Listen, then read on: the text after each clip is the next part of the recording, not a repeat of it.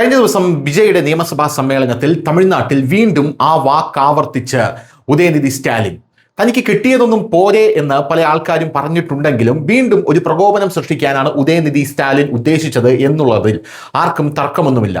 വിജയ് അതിനെ എതിർത്ത് കഴിഞ്ഞാൽ വിജയ്ക്കെതിരെ കുതിര കയറാം, ഇല്ലെങ്കിൽ തമിഴ്നാട്ടിലെ ജനങ്ങൾ ഇതിനെ എതിർത്ത് കഴിഞ്ഞാൽ അവർക്കെതിരെ കുതിര കയറാം. ഇതാണ് സ്റ്റാലിൻ്റെ മകൻ്റെ ഒരു നിഗമനം എന്ന് വേണം നമ്മൾ കരുതാൻ.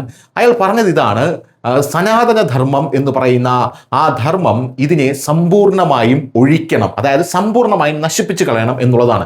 എന്താണ് ഈ സനാതനധർമ്മം? ഇവിടെയുള്ള ഹിന്ദു മതസ്ഥർ വിശ്വസിക്കുന്ന ധർമ്മത്തെയാണ് സനാതനധർമ്മം എന്ന് പറയുന്നത്.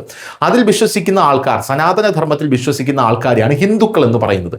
ഈ സനാതനധർമ്മത്തെ ഒഴിക്കണം എന്നാണ് ഇയാൾ ആദ്യം പറഞ്ഞത്. അതിൻ്റെ തിക്തഫലം ഇയാൾ അനുഭവിച്ചതാണ് ഇന്ത്യ മുന്നണിക്കകത്ത്. മഹാരാഷ്ട്ര തെരഞ്ഞെടുപ്പിലൊക്കെ വലിയ തിരിച്ചടി ഇന്ത്യ മുന്നണി നേരിട്ടതാണ്. അതിൽ ഏറ്റവും വലിയ പ്രചാരണം ഇയാളുടെ ഈ വാക്കിനായിരുന്നു അവിടെ കൊടുത്തത്. അതായത് മഹാരാഷ്ട്ര മുഴുവൻ പ്രചരിപ്പിച്ചത് ഈ ഉദയനിധി സ്റ്റാലിൻ്റെ അന്ന് പറഞ്ഞ വാക്കുകളായിരുന്നു. സമാനമായ വാക്കുകൾ ഇയാൾ ഇപ്പോഴും ഉപയോഗിച്ചിരിക്കുന്നു. എന്നാൽ ജനം ഇപ്പോൾ പ്രതികരിച്ചിരിക്കുന്നത് മറ്റൊരു തരത്തിലാണ്. ജനം ഇപ്പോൾ ഇയാളുടെ ഫ്ലക്സിന് മേൽ കാറിത്തുപ്പുകയും ചെരിപ്പടി കൊടുത്തുമാണ് ഇപ്പോൾ ഉദയനിധി സ്റ്റാലിനെ അവിടെ ട്രീറ്റ് ചെയ്യുന്നത് എന്നുള്ളതാണ് പ്രധാനപ്പെട്ട ഒരു കാര്യം. എന്നാൽ സോഷ്യൽ മീഡിയയിലെല്ലാം വിജയ്ക്കും ഇതിൽ വ്യാപകമായിട്ടുള്ള വിമർശനം ഉയരുന്നുണ്ട്.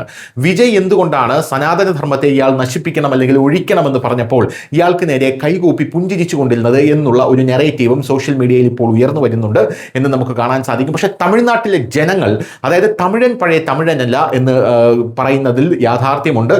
അവർ ഉദയനിധി സ്റ്റാലിൻ്റെ ചിത്രങ്ങൾ വച്ചുകൊണ്ട് അതിൽ ചെരുപ്പിട്ടടിക്കുകയും കാർക്കിച്ച് തുപ്പുകയും ചെയ്യുന്ന കാഴ്ചയാണ് നമുക്ക് കാണാനായി സാധിക്കുന്നത്. News desk.